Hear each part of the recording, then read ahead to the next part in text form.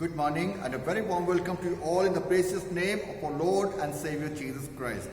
Great joy to be back once again on this online service, and those who are watching us from the city and from outside the city, anywhere. So I believe that God has kept you happy and healthy and protecting you by His grace and mercy. So dear friends, as we look to the online service this morning, and we are celebrating today third Sunday after Pentecost, and the theme for today, the church shares in Christ's authority to heal sickness and sin.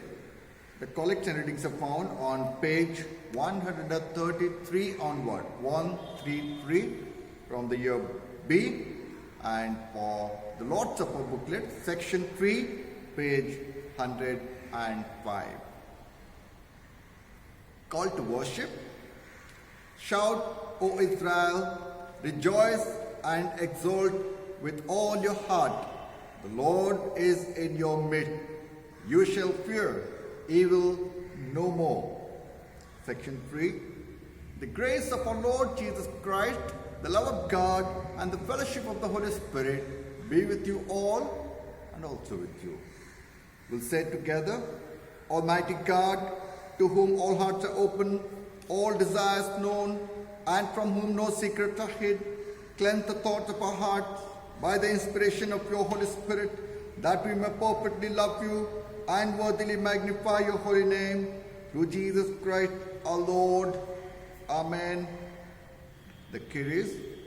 Lord, have mercy. Lord, have mercy. Christ, have mercy.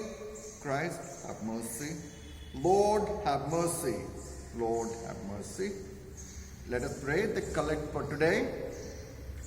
Lord, God of our salvation, in Christ, you have reconciled the world to yourself.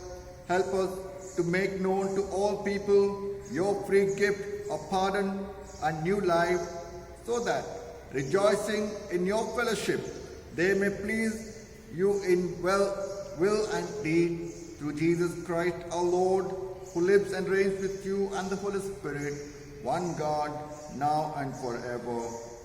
Amen. The scripture reading. The gospel reading.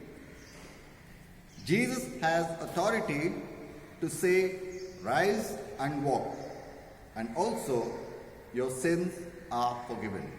The Lord be with you and also with you. The Holy Gospel is written in the Gospel of St. Mark, 2nd chapter, beginning at the first verse. Glory to you, Christ Jesus. When Jesus returned to Capernaum after some days, it was reported that he was at home, and many were gathered together so that there was no longer room for them, not even about the door. And he was preaching the word to them.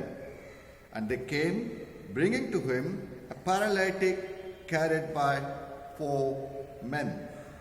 And when they could not get near him because of the crowd, they removed the roof above him. And when they had made an opening, they let down the pallet on which the paralytic lay. And when Jesus saw their faith, he said to the paralytic, my son, your sins are forgiven. Now, some of the scribes were sitting there, questioning in the heart, why does this man speak thus? It is blasphemy. Who can forgive sins but God alone? And immediately, Jesus, perceiving in his spirit that they thus questioned within themselves, said to them, why do you question thus in your heart? Which is easier, to say to the paralytic, your sins are forgiven, or to say, rise, take up your pallet and walk? But that you may know that the Son of Man has authority on earth to forgive sins. He said to the paralytic, I say to you, rise, take up your pallet and go home. And he rose, and immediately took up the pallet and went out before them all, so that they were all amazed and glorified God, saying, "We never saw anything like this." This is the gospel of Christ. Praise to you, Lord Jesus.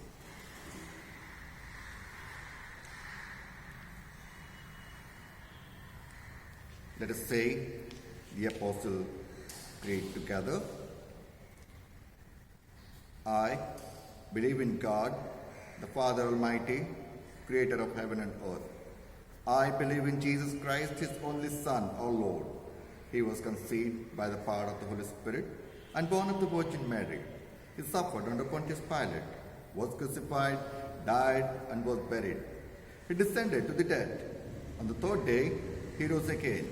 He ascended into heaven and is seated at the right hand of the Father. He will come again to judge the living and the dead.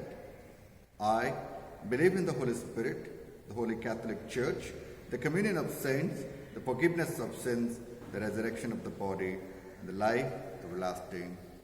Amen.